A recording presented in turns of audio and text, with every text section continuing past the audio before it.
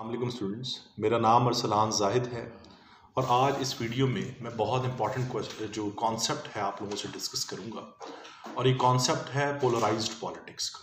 Political polarisation को specifically मैं पाकिस्तान की इकॉनमी से लिंक करूंगा कि इस कॉन्सेप्ट की वजह से हमारी मईशत कैसे हिट हुई है, कैसे तबाह हुई है। तो सबसे पहले मैं बात करता हूं कि पोलराइज्ड पॉलिटिक्स का कॉन्सेप्ट क्या है। उसके बाद मैं आपको बात बताऊंगा कि इसने पाकिस्तान की मईशत को कैसे ख़राब किया है। पोलराइज्ड पॉलिटिक्स एक ऐसा कॉन्सेप्ट है जहां पर एक मुल्क में पॉलिटिकल पार्टीज और एक मुल्क के रियासती अदारे मुख्तलिफ एक्सट्रीम्स के ऊपर खड़े हों, मुख्तलिफ एंड्स के ऊपर खड़े हों, उनमें डिसइंटीग्रेशन, उनमें डिसहार्मनी का वजूद पाया जा रहा हो। इसे हम कहते हैं पॉलिटिकल पोलराइजेशन। ये होता क्यों है? ये होता इस वजह से है कि जब हर पॉलिटिकल पार्टी की या हर रियासती अदारे के अपने इंटरेस्ट नेशनल इंटरेस्ट के ऊपर इन्फ्लुएंस करने लग जाते हैं, नेशनल इंटरेस्ट से कॉन्फ्लिक्ट करने शुरू हो जाते हैं और हर अदारा या हर पॉलिटिकल पार्टी अपने कॉन्फ्लिक्ट ऑफ इंटरेस्ट की वजह से अपने अपने जो पर्सनल इंटरेस्ट हैं उनको परस्यू करना शुरू कर देते हैं, तब ये कॉन्सेप्ट एक मुल्क में वजूद में आता है। आज हम देखते हैं कि अनफॉर्चुनेटली हमारी पॉलिटिकल पार्टीज नेशनल इंटरेस्ट को बिल्कुल पीछे छोड़ चुकी हैं। अपने अपने इंटरेस्ट को परस्यू करने के लिए वो इम्पॉर्टेंट इंटरेस्ट जो है उनको इग्नोर कर देती हैं।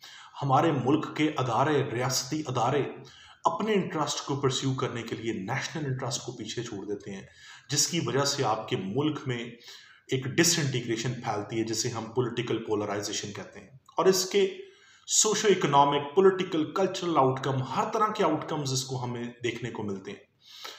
तो अगर हम इस कॉन्सेप्ट को बिल्कुल हिस्टोरिकल पर्सपेक्टिव में देखें तो मैं ये समझता हूँ, मैं बिल्कुल इस चीज़ से, आप मेरी इस बात से इख्तलाफ कर सकते हैं, लेकिन मैं ये समझता हूँ कि पाकिस्तान की तो बुनियाद ही पोलराइजेशन के ऊपर है।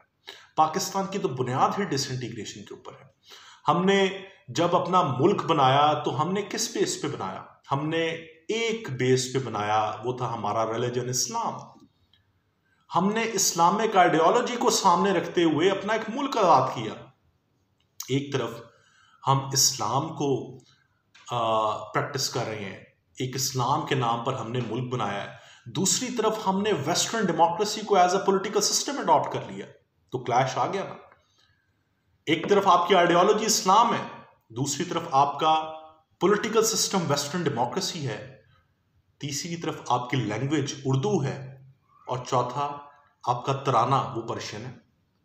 तो आप देखें, कोई एक एलिमेंट नहीं है जो इस पाकिस्तान के अंदर लोग रह रहे हैं उनको कोएग्जिस्ट कर सके, उनको बाउंड कर सके। ऐसा तो कोई कॉमन आइडेंटिटी का वजूद ही पाकिस्तान में नहीं था। हम तो शुरू से डिसइंटीग्रेशन का शिकार है, हमारी सोसाइटी शुरू से डिसइंटीग्रेशन का शिकार है। और इसी डिसइंटीग्रेशन को जब हम पॉलिटिकल लेवल पर देखते हैं तो पाकिस्तान 1947 में बना। 1947 से लेकर 1956 तक पाकिस्तान को 9 साल लग गए अपना पहला आइन बनाते हुए। क्यों? वो आइन बनाते हुए क्यों इतनी मुश्किलात आई? वो इसलिए इतनी मुश्किलात आई कि जो लोग आइन बना रहे थे उनके अपने इंटरेस्ट और थे, नेशनल इंटरेस्ट और थे। आपके मुल्क की जो पॉलिटिकल एलीट थी वो बड़े बड़े फ्यूडल्स थे, जिन लोगों ने एक अहम किरदार अदा किया पाकिस्तान को आजाद करवाने में। देवर फ्यूडल्स। एक विजनरी लीडर थे कायदे आजम, वो जो फौत हुए तो उसके बाद तो बड़े बड़े फ्यूडल्स आ गए, उन्होंने हाईजैक कर लिया आपका पॉलिटिकल सिस्टम। तो उनके इंटरेस्ट क्लैश करना शुरू हो गए नेशनल इंटरेस्ट से। और इसी तरह से उस टाइम पे जो ब्यूरोक्रेसी थी, जुडिशरी थी, मिलिट्री थी, इन सब स्टेट ऑर्गन्स के, पॉलिटिकल पार्टीज के इंटरेस्ट क्लैश करना शुरू हो गए एक दूसरे से, और इन्होंने अपने अपने इंटरेस्ट को प्रैक्टिस करना, परस्यू करना शुरू कर दिया और नेशनल इंटरेस्ट बैक एंड पे चले गए। वहां से बुनियाद पड़ी आपके मुल्क में पॉलिटिकल पोलराइजेशन की। और इस पोलराइजेशन ने स्पेसिफिकली पाकिस्तान की मईशत को कैसे नुकसान पहुंचाया। पहले 9 साल आपके मुल्क में कोई प्रॉपर आइन मौजूद नहीं था। आइन तो आप बना रहे थे, एक प्रोविजनल कॉन्स्टिट्यूशन आप प्रैक्टिस कर रहे थे, तो जब आपके मुल्क में एक रूल्स एंड रेगुलेशंस इन मुल्क चलाने के लिए नहीं थे, तो कैसे पॉसिबल था कि आपके मुल्क में एक प्रॉपर इकोनॉमिक मॉडल होता जिससे आप मईशत चला सकते? पहली दफा अयूब खान ने अपना एक इकोनॉमिक मॉडल, इकोनॉमिक डॉक्ट्रिन दिया, and that was called Harvard trickle down model. ये मॉडल क्या था? ये एक सरमायादाराना निजाम था, एक कैपिटलिस्ट मॉडल था, जिसमें अयूब साहब ने 22 खानदानों को पूरे मुल्क की वेल्थ दे दी, पूरे मुल्क की इकोनॉमिक पॉलिसीज बनाने का इख्तियार दे दिया कि आप मुल्क चलाएं। ये कौन थे? ये बड़े बड़े इंडस्ट्रियलिस्ट थे, बड़े बड़े कैपिटलिस्ट थे। ये वो लोग थे जिन्होंने अयूब खान को सपोर्ट किया था जब अयूब खान ने मार्शल लॉ लगाकर उसके बाद प्रेसिडेंशियल इलेक्शन लड़ा था। इन लोगों ने अयूब खान को सपोर्ट किया था, तो अयूब खान ने इन रिटर्न इनको रिवॉर्ड करने के लिए पूरे मुल्क की मईशत इनके हाथ में पकड़ा दी और इन्होंने एक कैपिटलिस्ट मॉडल बना दिया। और अयूब खान ने क्यों ऐसा किया? क्योंकि इन्होंने अयूब साहब को मदद की थी प्रेसिडेंशियल इलेक्शन में। जब अपने कॉन्फ्लिक्ट ऑफ इंटरेस्ट, अपने पर्सनल इंटरेस्ट इन्फ्लुएंस करना शुरू हो जाए, वहां पर पोलराइज्ड पॉलिटिक्स आपको देखने को मिलती है। और एग्जैक्टली यही हुआ। जैसे अयूब साहब गए तो भुट्टो साहब आए। भुट्टो साहब ने अयूब साहब का मॉडल साइड पे किया, क्योंकि वो अयूब साहब का था, उनके ओपोनेंट का था, और उन्होंने अपना एक नेशनलाइजेशन का मॉडल लॉन्च कर दिया, सोशलिस्ट मॉडल लॉन्च कर दिया, ताकि उनके जो पॉलिटिकल करियर है वो परपीचुएट हो सके, उनकी पॉलिटिकल आइडियोलॉजी मुल्क में फैल सके, उनके इंटरेस्ट परस्यू हो सके। मैं ज्यादा डिटेल में नहीं जाऊंगा, मैं एक और लेक्चर्स के ऊपर बनाऊंगा इकोनॉमिक हिस्ट्री ऑफ पाकिस्तान में, उसमें मैं इन चीज़ों को डिटेल में डिस्कस करूंगा। और एग्जैक्टली जब भुट्टो साहब के बाद ज़िया साहब आए, तो ज़िया साहब ने क्या किया? ज़िया साहब ने उस नेशनलिस्ट मॉडल को साइड पे किया और अपनी पॉलिसीज लाने की कोशिश की कि मैं अपना इकोनॉमिक मॉडल बनाऊं। आप देख रहे हैं कि एक मिलिट्री डिक्टेटर जा रहा है, कोई पॉलिटिकल पार्टी आ रही है, तो वो पिछले मॉडल को साइड पे कर रही है, अपना मॉडल ला रही है। फिर एक मिलिट्री डिक्टेटर आ रहा है, वो एक पॉलिटिकल पार्टी का बनाया हुआ इकोनॉमिक मॉडल बिल्कुल साइड पे कर रहा है, ताकि उस पॉलिटिकल पार्टी को पॉपुलैरिटी ना मिल सके। और एग्जैक्टली ज़िया साहब ने क्या किया? ज़िया साहब से तो कोई इकोनॉमिक मॉडल बना ही नहीं, उन्होंने एड बेस्ड इकोनॉमी चलाना शुरू कर दी, क्योंकि उस दौर में सोवियत अफगान वॉर चल रही थी, अमेरिका हमें पैसे दे रहा था। तो ज़िया साहब ने सोचा कि भुट्टो साहब का नेशनलाइजेशन का मॉडल साइड पे करते हैं, हमें भी बनाने की जरूरत ही नहीं है कोई इकोनॉमिक मॉडल, हम एड बेस्ड अपनी इकोनॉमी चलाते हैं।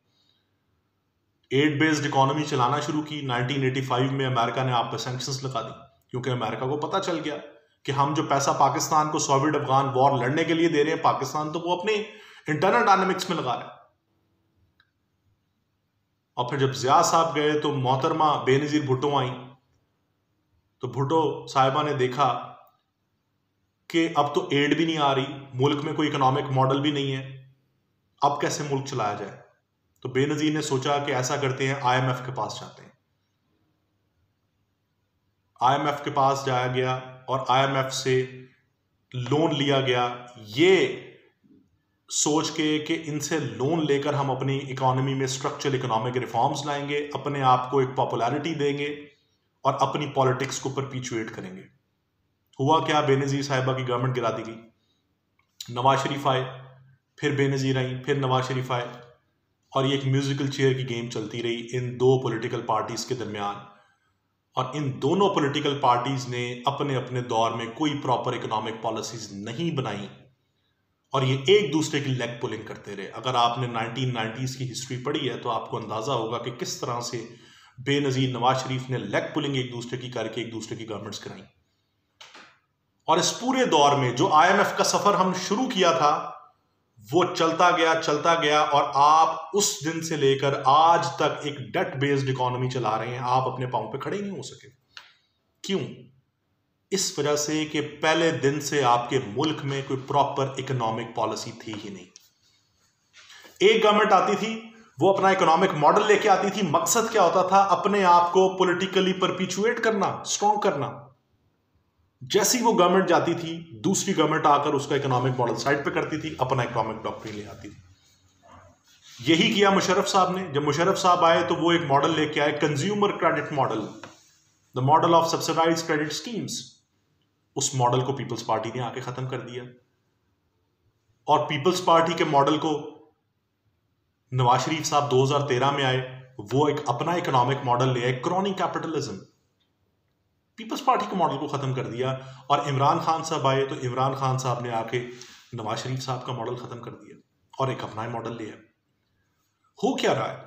हो ये रहा है कि एक पॉलिटिकल पार्टी आती है, वो पिछली पॉलिटिकल पार्टी के इकोनॉमिक मॉडल को साइड पे करती है और अपना इकोनॉमिक मॉडल ले आती है। मकसद क्या है कि जो उनके पॉलिटिकल ओपोनेंट है उनको पॉपुलैरिटी ना मिल जाए। ऐसा ना हो कि वो पिछले मॉडल के थ्रू इकोनॉमी बेहतर करें तो क्रेडिट पिछली का जो है गवर्नमेंट्स ले जाएं, पिछली पॉलिटिकल पार्टीज ले जाएं। अपने पॉलिटिकल इंटरेस्ट को परस्यू करने के लिए नेशनल इंटरेस्ट को साइड पे कर देना इस पॉलिटिकल पोलराइजेशन। और एक हिस्ट्री का ब्रीफ ओवरव्यू दिया मैंने आपको, और इससे हमें पता चला कि पॉलिटिकल पोलराइजेशन की वजह से आज तक हमारी इकोनॉमी बेहतर नहीं हुई। हमारी आज इस फ्रेजाइल इकोनॉमिक ग्रोथ, इसके पीछे सबसे बड़ा फैक्टर यह है कि आज तक जो आपने पॉलिसीज बनाई उनमें कंसिस्टेंसी नहीं थी। आपने जो इकोनॉमिक मॉडल्स लॉन्च किए वो लॉन्ग टर्म में सस्टेनेबल रहे नहीं। क्यों? क्योंकि हर पॉलिटिकल गवर्नमेंट ने, पार्टी ने, हर मिलिट्री डिक्टेटर ने अपने पॉलिटिकल ओपोनेंट्स को सप्रेस करने के लिए, उनको मलाइन करने के लिए, उनको साइडलाइन करने के लिए उनके तमाम डॉक्ट्रिन्स मॉडल साइड पे किए, अपने मॉडल लॉन्च करते रहे और पाकिस्तान की इकोनॉमी का बेड़ा गर्क हुआ। तो ये एक ब्रीफ कॉन्सेप्ट था पॉलिटिकल पोलराइजेशन का, और इससे हमारी मईशत ऐसे खराब हुई।